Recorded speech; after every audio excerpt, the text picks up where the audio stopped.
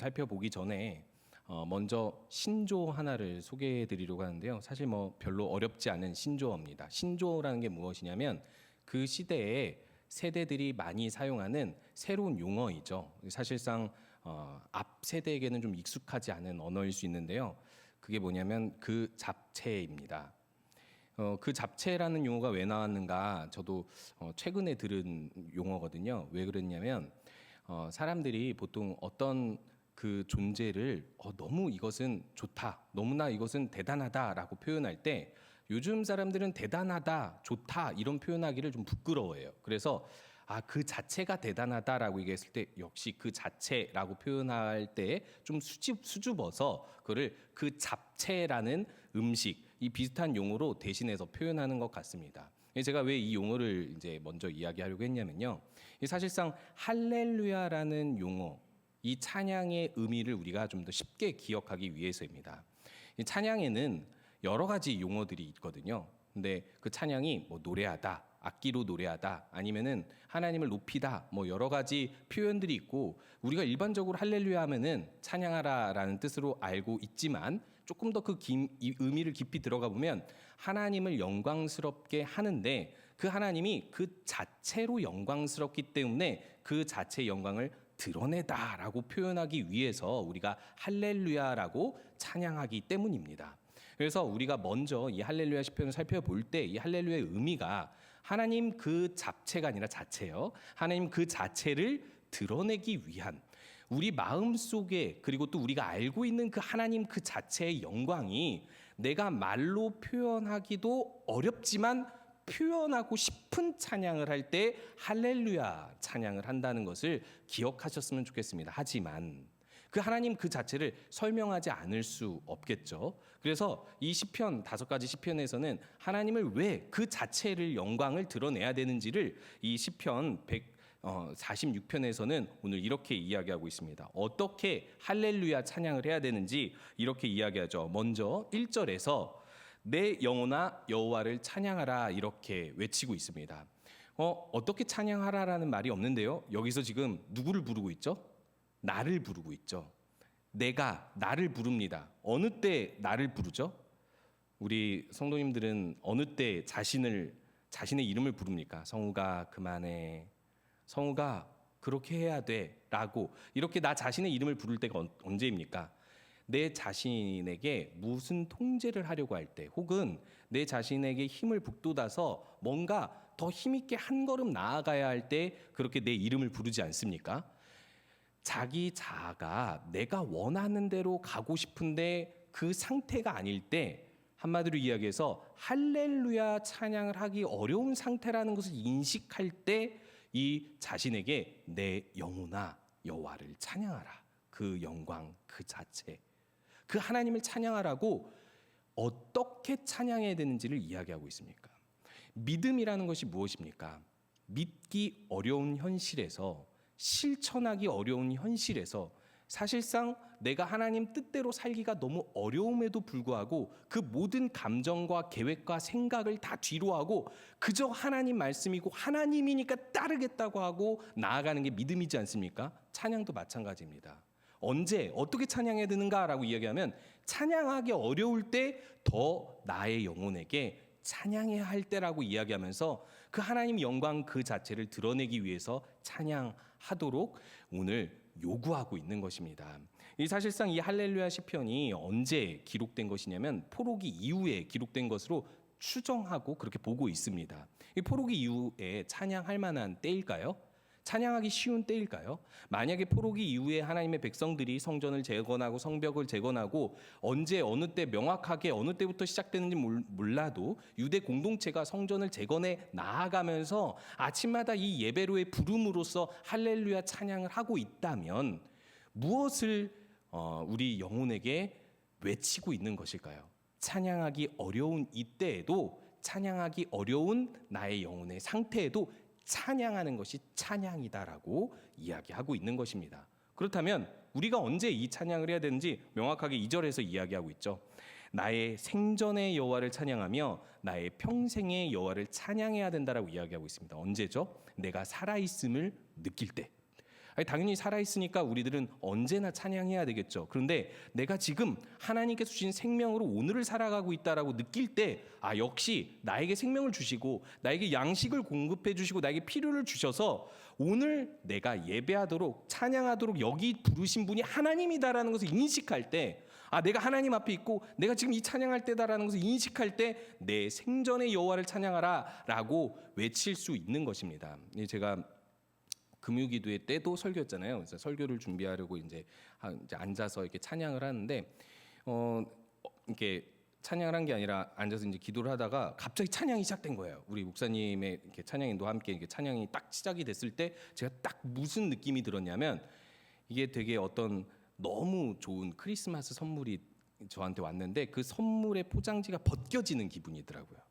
하나님을 바라면서 내가 말씀을 품고 기도하고 있는데 찬양이 시작되니까 아, 맞아, 하나님의 영광이 이렇게 컸지, 그리고 하나님이 이런 분이지라는 생각이 딱 떠오르면서 아, 진짜 하나님 그 잡채가 아니라 자체 그 영광을 드러내기 위해서 내가 찬양을 쉬지 않아야 되겠다라는 어떤 목소리, 하나님의 그 말씀이 생각이 났습니다.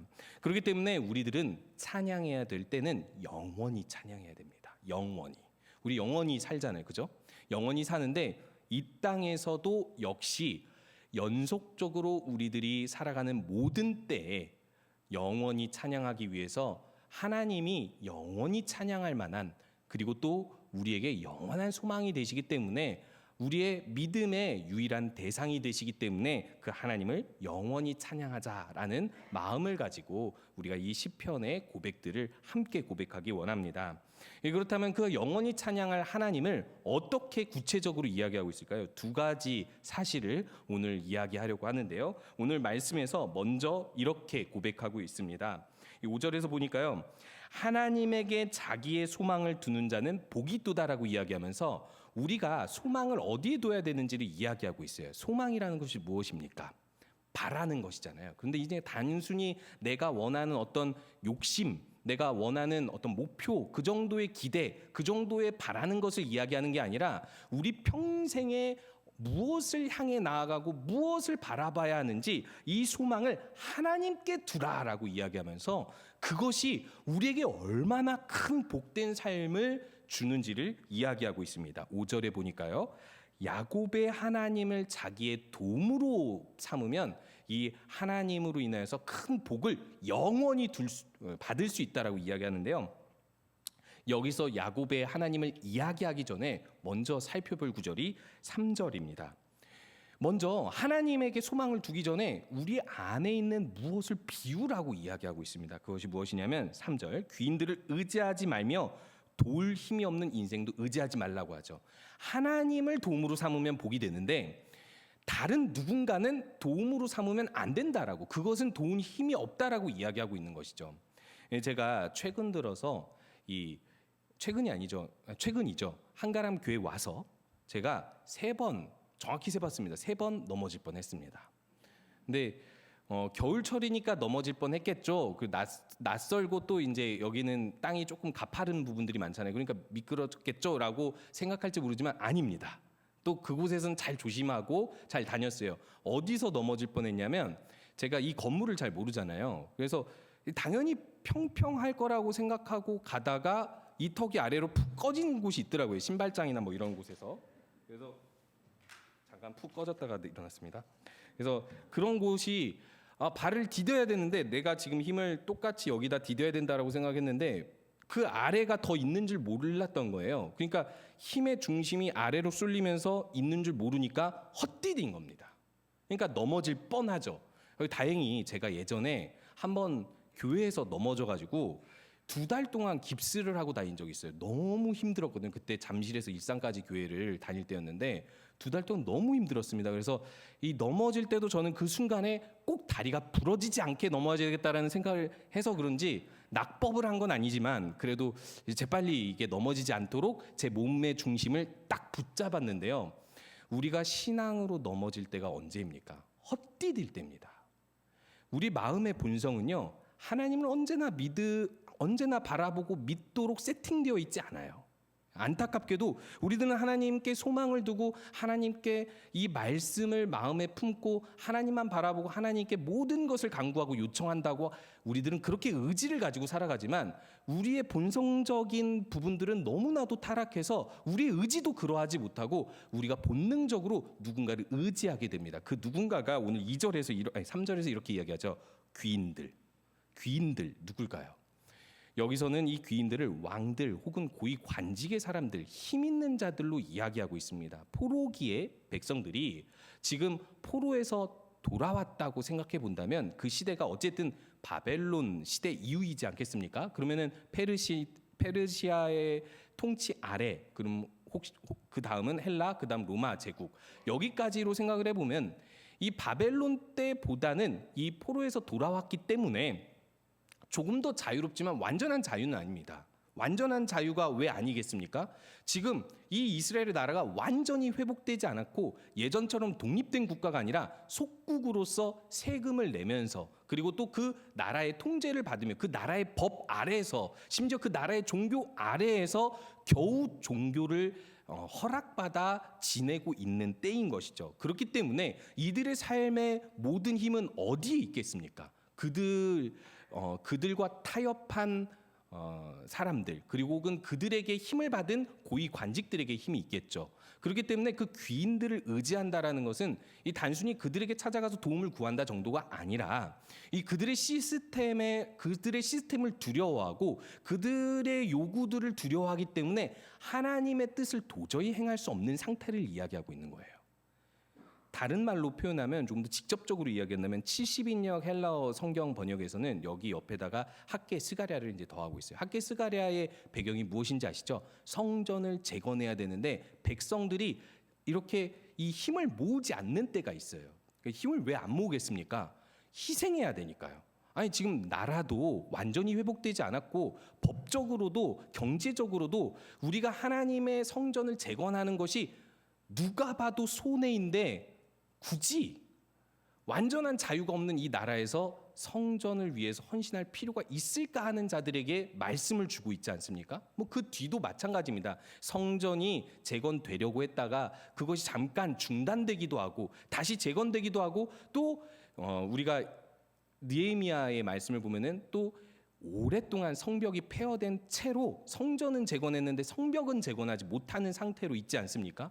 그런 모든 하나님 나라의 백성들이 모여서 다시 일으켜 세우는 데는 엄청난 에너지가 필요한데 그 여건과 환경이 그런 것들을 쉽게 해주지 못하는 환경이라는 것이죠. 누구 때문에요? 이 다른 나라의 고위 관직, 힘 있는 자들 때문에 그렇다는 것입니다. 그때 이렇게 메시지를 주고 있는 것입니다.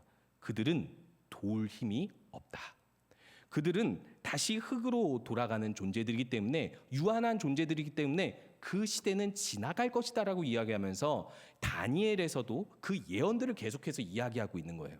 모든 나라는 세워졌다가 무너지고 세워졌다가 무너지고 결국 하나님의 나라가 그 이면에 영원히 세워져 있고 하나님의 통치가 영원하기 때문에 하나님 나라가 올 때를 기다리면서 그 유한한 그 사람들을 두려워하지 말고 의지하지 말고 하나님의 뜻을 향해 더욱더 한 발 한 발 앞으로 나가라고 이야기하고 있는 것이죠. 목사님, 우리는 그런 시대를 살고 있지 않습니다. 우리들은 종교의 자유를 가지고 있고 우리들은 언제든지 마음만 있으면 이렇게 모여서 예배할 수 있고 헌신할 수 있습니다라고 우리들은 생각할지 모릅니다. 잘 생각해 보시기 바랍니다. 사탄은 우리로 넘어지게 하는 자이고 우리가 언제 잘 넘어질 수 있고 누구 때문에 넘어질 수 있는지 너무 잘 알아요. 제가 무슨 말씀을 드리고 싶으냐면 우리가 평소에 일상 속에서 꼭 힘 있는 이런 고위 관직이 있는 사람들이 아니라 할지라도 기대하고 있는 사람, 우리가 기대고 있는 사람, 제가 발을 헛디딘 것처럼 이 사람이면 나에게 즐거움을 줄 거라고 생각하고 나에게 조금 더 안위를 줄 거라고 생각하는 그 누군가를 의지하게 되는 순간 우리들은 그들로 인하여 넘어지게 됩니다. 그들이 떠나거나 그들이 배신하거나 그들이 거짓된 모습을 보였을 때 마음속으로 낙심하게 되면서 여러 가지 반응으로 넘어지죠. 역시 이렇게 해보니까 역시 안 돼. 그냥 나는 좀 조용히 지낼래. 앞으로의 남은 여생을 좀 조용히 지낼래. 역시 헌신하다 보니까 여러 사람들을 만나면서 교제하다 보니까 상처가 많네. 그러면서 우리들은 뒷걸음질 칠 수 있다라는 것입니다. 그런데 우리들이 여기서 기억해야 할 것은 우리가 사람을 의지하는 순간 사탄에게 기회를 주는 겁니다. 그들로 인하여서 내가 행복하고 즐거움을 얻을 수 있다고 생각하는 순간 그들이 빈자리를 보이고 그들이 우리를 배신하고 우리에게 어떤 형태로든 실망을 안겨주면 우리들은요 찬양할 수 없어요. 제가 어렸을 때 일입니다. 중고등학교 때 저는 좀 힘든 시기를 지났어요. 아버지가 일찍 돌아가셨고 저는 그러니까 저에게 있어서 가장 충격적인 친구와의 대화가 뭐냐면 중학교 3학년 때 친구한테 그런 질문을 했었어요. 너 죽고 싶은 적 있었어? 이렇게 물어본 적이 있었어요. 근데 친구가 그런 생각을 왜 해? 그러는데 그게 너무 충격적이었어요. 저는 10살 때부터 죽고 싶었거든요. 그러니까 그 정도로 하나님을 믿어도 인생이 절망적이었어요. 왜냐하면 저를 보호해주고 돌봐주고 지켜주는 사람이 없어서 10살 때부터 저는 모든 것을 제 힘으로 살아와야 했고 그러면서 사람을 의지하지 않았겠습니까? 기대하지 않았겠습니까? 종종 사람을 기대하고 의지하면서 제 마음에 드는 생각은 딱 두 가지. 거짓말하는 사람 너무 싫어. 그리고 날 배신하는 사람 너무 싫어. 이 마음을 가지고 가장 친한 친구한테 고민 상담을 종종 했었어요. 근데 그 친구는 잘 들어주고 함부로 조언하지 않는 친구였기 때문에 아무 말이 없었습니다. 그냥 아무 말 없이 들어줘요. 그러면 속으로 내 마음을 이해해줬나 보다 생각을 했는데 제가 고3 때 돼서 이제 모교회를 떠나서 이제 청년 시절에 보낸 교회가 있거든요. 그 교회를 이제 옮기게 되면서 친구가 저에게 전화 통화로 딱 그 한마디를 던지는 거예요. 성우가 사람한테 아무한테도 기대하지 마. 그냥 하나님만 의지해 딱 얘기하는데 너무 잔소리로 들리더라고요. 아니 그걸 누가 몰라요? 같이 기도하고 같이 이렇게 믿음의 일들을 해왔던 친구인데 내 마음을 이해해주지 못하나라고 생각했는데 그 친구는 세상을 먼저 떠났습니다. 가장 친한 친구인데 세상을 먼저 떠났는데 지금 제가 40이 됐거든요. 지금까지도 저의 인생의 교훈이에요. 사람 의지하지 말고 하나님 붙들고 살자. 그렇다고 사람과 관계하지 않는다는 뜻이 아닙니다. 이 사람들을 믿어주지 않는다는 뜻이 아닙니다. 내 중심은 하나님께 두는 거예요. 그래야지 넘어지지 않는구나라는 사실을 깨닫게 된 것입니다. 제가 신학교를 학부 신학교를 이제 재수해서 들어가서 21살에 처음 들어갔는데 그때 어떤 이제 유명한 박사님이 있었는데 그 신학교를 세웠던 박사님. 근데 그 박사님이 나이가 엄청 많이 드셔가지고 강의를 하면 너무 힘이 없이 말씀하세요. 그래서 귀에 잘 안 들리는데 이 한 구절이 너무 귀에 잘 들리는 거예요. 그게 뭐냐면 로마서 3장 4절이었는데 이거를 10번 반복하시고 사람은 거짓되니 거짓되다. 다 변덕스럽고 다 말을 끝까지 지키지 않고 신실하지 않고 하지만 하나님만 참되시다. 이거를 10번 얘기하는데 그때 제 마음속에 강력하게 찾아왔습니다. 아 맞아. 사람은 원래 거짓된 존재야. 자신이 거짓되지 않으려고 해도 신실하게 살려고 해도 거짓된 존재인데 내가 왜 사람을 기대하면서 살까? 하나님만 의지하고 하나님만 참되시다라는 것을 인정하면서 살자라고 살기 시작했습니다. 역시 저는 종종 넘어집니다. 저는 종종 넘어지고 사람한테 기대하지 않을 수 없고 언제나 기대하고 종종 넘어지면서 살아가고 있습니다. 사탄은 여전히 그것으로 저를 흔들죠. 그런데 우리가 야곱의 하나님을 도움으로 삼으면 이것 한 가지를 믿을 수 있습니다. 야곱의 하나님이라는 칭호가 어떻게 왔는가? 야곱이라는 사람의 인생을 살펴보면요. 야곱이라는 사람은 태생부터 하나님께서 복을 주시기로 약속받은 사람이고 그리고 그 사람의 마지막에 나는 험난한 세월을 살아왔다라고 고백하지만 정작 그 사람에는 하나님의 은혜로 충만한 삶이었다라는 것을 창세기에서 증언해주고 있죠. 근데 야곱이 그렇게 험난한 세월을 살아왔던 모든 이유는 딱 두 가지죠. 세상이 정직하지 않고 자기도 정직하지 않아서요. 정직하지 않은 세상 속에서 정직하지 않은 한 사람이 자기를 의지하고 세상을 의지하고 살아가고자 하니까 그 걸림돌에 계속해서 넘어지며 살아가는 겁니다. 그런데요, 결과가 어떻죠? 결과는 하나님의 약속이 이루어져 번성하지 않습니까? 하나님 나라가 이루어지잖아요. 야곱을 통해서 하나님께서 많은 자손을 주시고 그 하나님의 약속을 아브라함 때, 이삭 때보다도 훨씬 더 많이 드러내 보여주시면서 하나님은 이런 분이라는 것을 야곱을 통해서 더 보여주시지 않습니까? 그런데 그 약속의 근거가 누구한테 있습니까? 6절에 보니까요, 영원히 진실함을 지키시는 하나님에게 있습니다. 하나님은 약속을 지키시는 분이십니다. 이거를 좀 다른 말로 표현하자면 의리 있는 분이다라고 표현할 수 있을 것 같아요. 우리가 인생을 살면서 항상 바라는 게 무엇입니까? 그냥 자기 말한 만큼만 약속을 지키는 사람, 나에게 의리를 지켜주는 사람, 더 많은 것을 기대하지 않고 딱 사람으로서 기본적인 의리, 그 위치에 맞는 기본적인 의리만 지켜줬으면 좋겠다라고 우리들은 생각하잖아요. 그런데 그런 사람 별로 없습니다. 그런데 하나님은 약속하시고 그것을 지키셔서 야곱의 하나님이 되셔서 야곱을 평생 도와, 그가 평생 죄인이고 평생 연약하고 평생 헛발을 디뎌도 은혜로 풍성하게 하시는 분이십니다. 그리고 그 야곱의 하나님은 이 야곱의 이름을 받고 이스라엘의 역사를 바꾸신 분이시고, 이스라엘이 지금 역시 이 포로기 상황에 있는 것도 실패거든요. 하나님 나라로서 실패한 거예요. 실패한 역사 가운데에서 하나님께 돌아와 하나님 다시 살려주시고 다시 일으켜 세워주시옵소서라고 하나님 앞에 할렐루야 찬양을 부르고 있는 건데, 그들에게 야곱의 하나님을 믿고 그 하나님의 약속을 근거로 약속을 지키시는 하나님을 믿고 살아가면 복이 영원히 있으니 그 영원한 소망 안에서 할렐루야 찬양하면서 살라고 오늘 말씀하고 있는 것입니다. 이 두 번째로 하나님께서 자신이 누구인지를 그 성품을 통해서 분명하게 알려주고 계시는데요. 10절에 보니까 여호와는 영원히 다스리시고 대대로 통치하신다라고 합니다. 다스리시고 통치하는 분이 누구죠? 다스리시고 통치하는 분, 왕입니다. 왕은 이 나라를 다스리고 통치할 힘을 가지고 있고 그 책임을 가지고 있어요. 그래서 그 왕의 어떤 직무들 중에 최상의 행위들을 7절부터 설명하고 있습니다.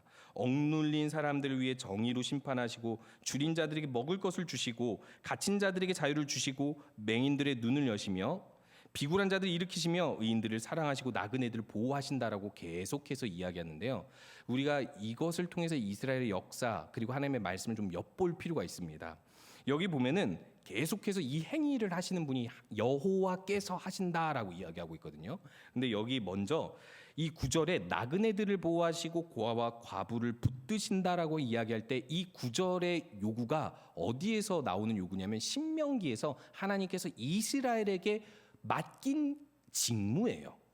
이스라엘 사람들은 이때 왕이 없었습니다.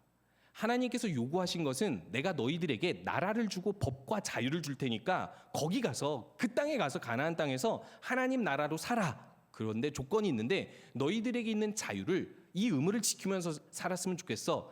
가장 큰 약자인 나그네를 보호하고 고아와 과부를 돌보며 너희들의 자유를 사용하면서 살아라고 했는데 그랬을까요? 안 그랬을까요? 그렇지 않았습니다. 그런 사람들도 있었겠지만 대부분 그런 삶을 살지 않았어요.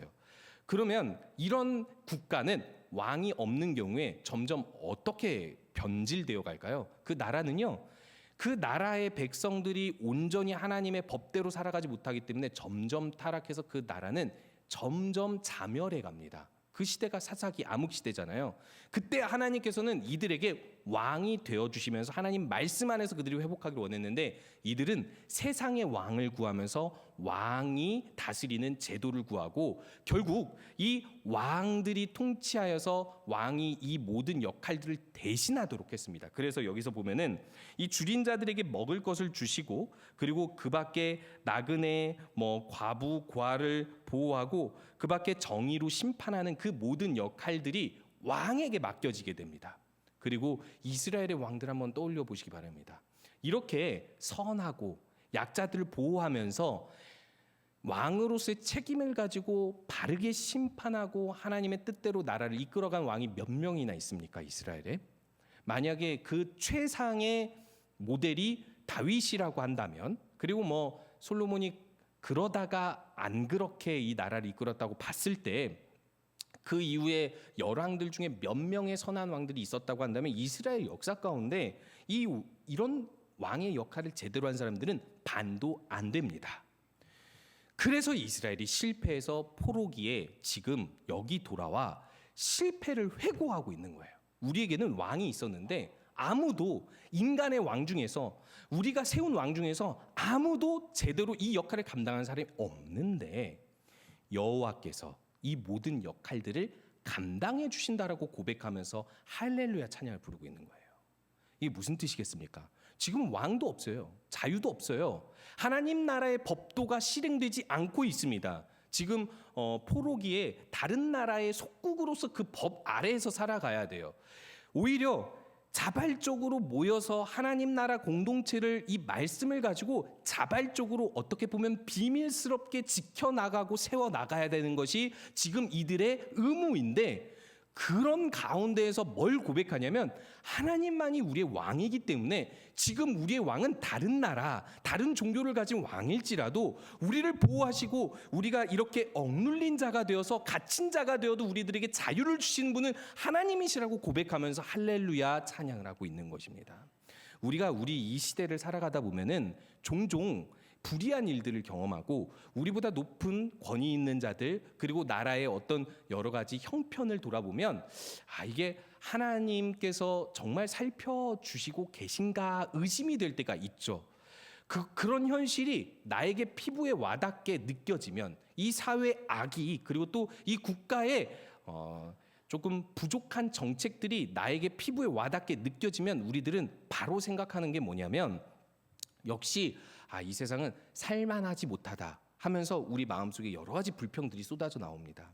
그리고 심지어는 이렇게 하나님 나라인 이 교회 안에서도 우리들이 소망을 하나님께 두면서 한 걸음 더 전진하기보다는 이게 뭐 잘 되겠어 하면서 좌절할 때가 있습니다. 그러나 이 포로기의 백성들이 할렐루야 외치면서 지금 이 영원한 왕이 되신 하나님을 고백한다는 건 지금 당장 우리 눈앞에 이런 역할을 해주는 왕은 없어 보일지라도 하나님은 반드시 이렇게 채워주시고 이렇게 다스려주시고 대대로 모든 역사 가운데 통치하셔서 우리나라가 승리할 거야, 하나님 나라는 꼭 승리할 거라는 고백을 하고 있는 것입니다.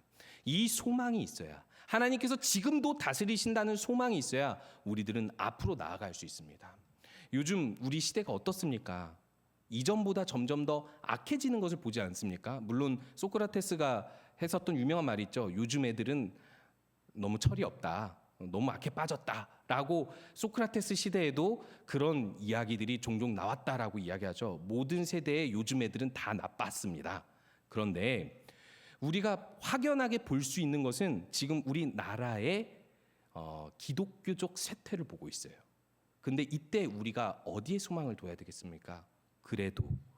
그래도 일으키시는 하나님, 그래도 다시 세우시는 하나님 나라, 그 소망을 두고 우리에게 맡겨진 그 하나님의 일들을 함께 기도하고 함께 그 말씀을 지키며 할렐루야 하며 살아가시는 우리 성도님들 되시기 바랍니다.